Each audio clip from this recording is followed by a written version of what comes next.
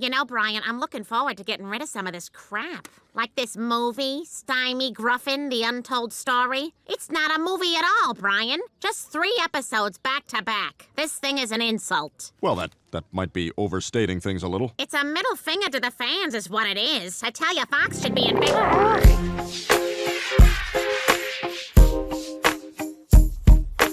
About a week and a half ago, in celebration of the show's 25th anniversary, Seth Macfarlane announced 2 Hulu holiday specials and gave us a little blurb on the concept of a Family Guy movie. I have known what that movie will be for the past 15 years, and I just haven't had the time to get to it, but I know what it'll be. And so my thing is, this nigga has Dev said this before, like almost exactly this. So real quick, I just wanted to go over all the times over the last 15 years that Seth Macfarlane has brought up the Family Guy movie, what we could probably expect, some things I really like to see as a fan, and yeah, that's probably it. Okay, theme music. Some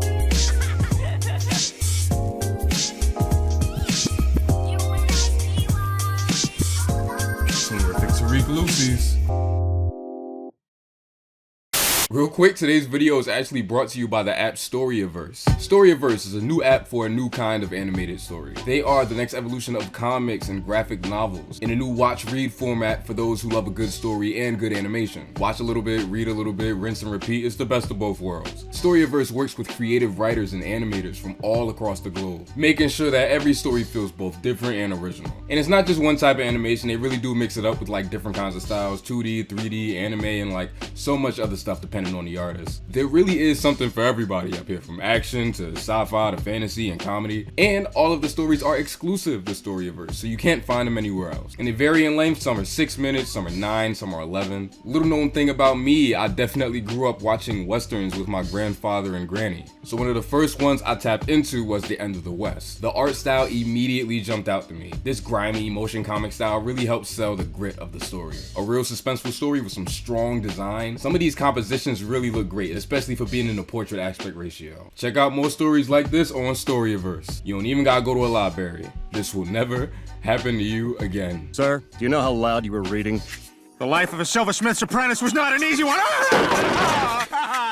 Open your mind up, homie. Storyaverse is available for download on the App Store and Google Play for free. And give them a follow on social media platforms at Storyaverse for upcoming trailers and behind the scenes content.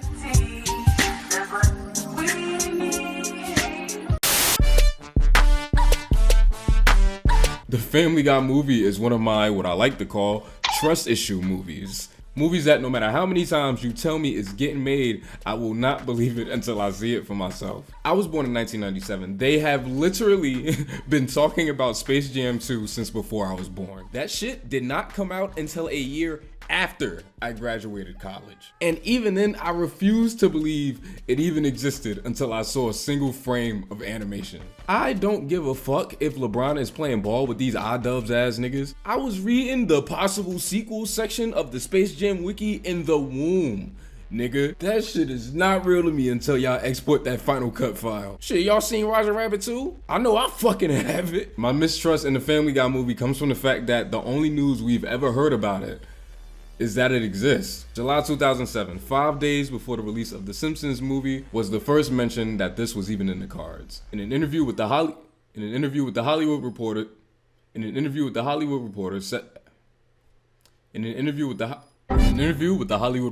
Seth said the following. They've been trying to figure out how to do that and the series at the same time without the series suffering.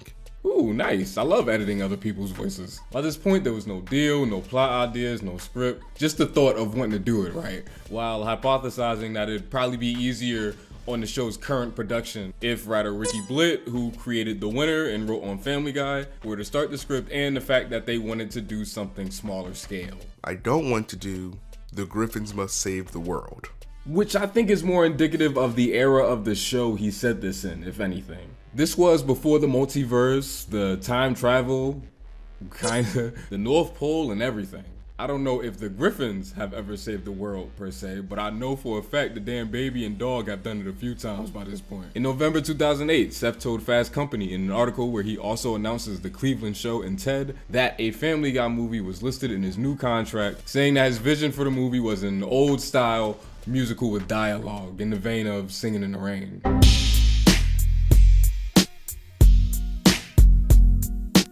We'd really be trying to capture, musically, that feel.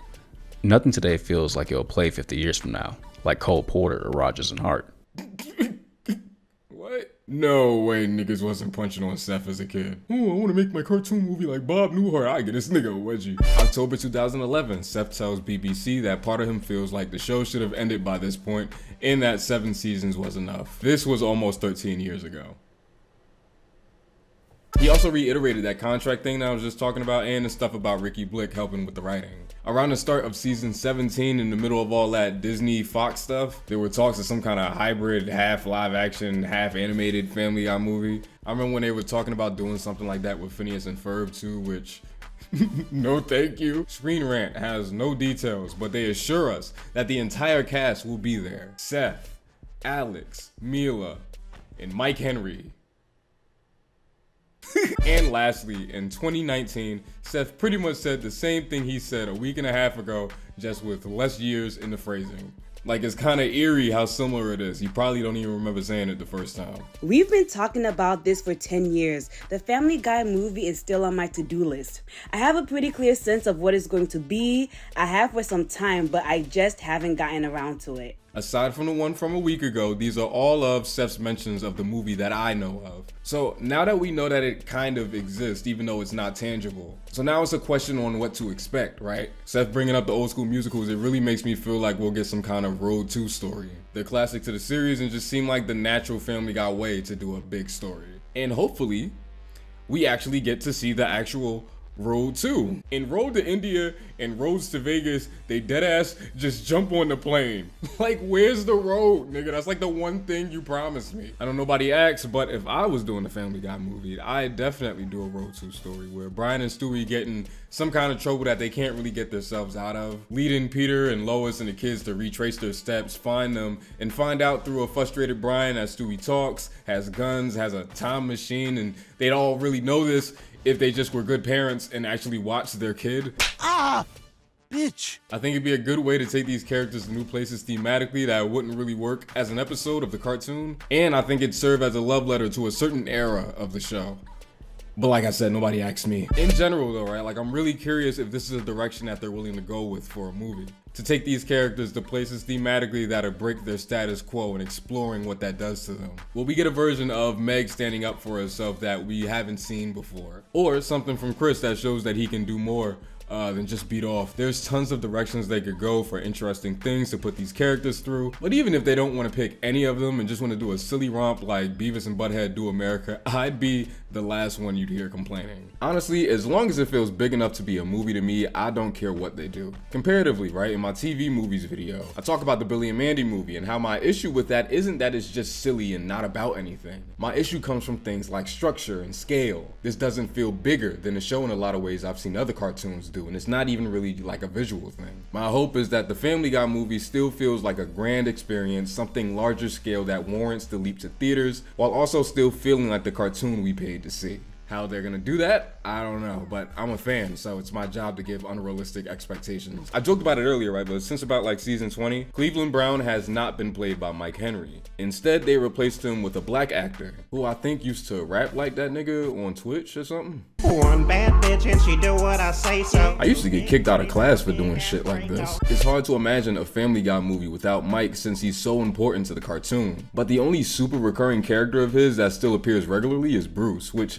I haven't really thought about until now, damn. If it's going to be a musical, Mila Kunis famously cannot sing. Sometimes the show uses a singing double like Tara Strong or Rachel McFarlane, and other times they just make her do it anyway for the sake of a bit. Good morning, USA. Ba-da-ba-da-ba stands the dad and the aliens gay. So I wonder if Meg will be included in whatever songs they do, and if she is, I wonder if it'll still be Mila, or if they'll swap her out with another white lady.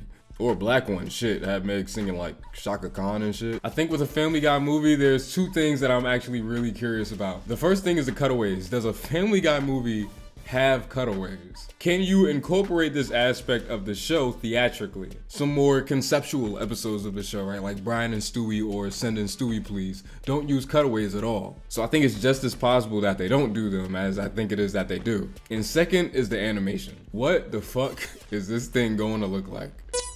Whatever, bro. I hate this meme. As someone who still keeps up with the show, every once in a while they'll do something really fluent and impressive. I'm really curious what the expanded version of this movement style is. Something tells me to take a few cues from earlier in the show where characters had a lot more bounce and anticipation, but I can't really tell. I remember feeling this way about the Bob's movie too when that got announced. And honestly, the end result really surprised me. Like, that movie is fucking gorgeous. Like, look at this lighting. Oh my God, this character, whatever. Family Guy has great backgrounds, landscapes. There's so many possibilities for this thing to be really pretty. I think really the coolest thing to me is that people besides me and like Dan the Man actually want this. I think about the Simpsons movie, right, back when that came out, and how I heard so many conversations about it maybe being too late to drop a movie based on a cartoon like 17 or 18 seasons in. But I haven't really seen people have that conversation about the Family Guy movie despite the show being 25 years old. So now the floor is yours. Do y'all want this shit? Is it too late?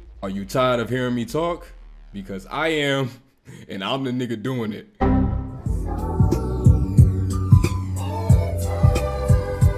First things first, I popper, freaks all the honeys, dummies, playboy bunnies, those wanting money. Those the ones I like, cause they don't get Nathan but penetration. Unless it smells like sanitation. Garbage I turn like doorknobs, heart throb never, black and ugly as ever. However, I stay Coochie down to the socks, rings and watch filled with rocks. And my jam knocking your Mitsubishi. Girls pee-pee when they see me, Navajos creep me in they teepee. As I lay down laws like Island Coppet. Stop it if you think they're gonna make a profit. You the GOAT, Mama D, and you the cat, you so good. Yes. Then split it in two as I flow with the Junior Mafia. I don't know what the hell's stopping ya. I'm clocking ya, Versace shade watching ya. Once you grin, I'm in, game begins. First I talk about how I dress is this, and diamond necklaces, stretch Lexuses. The sex is just immaculate from the back I get.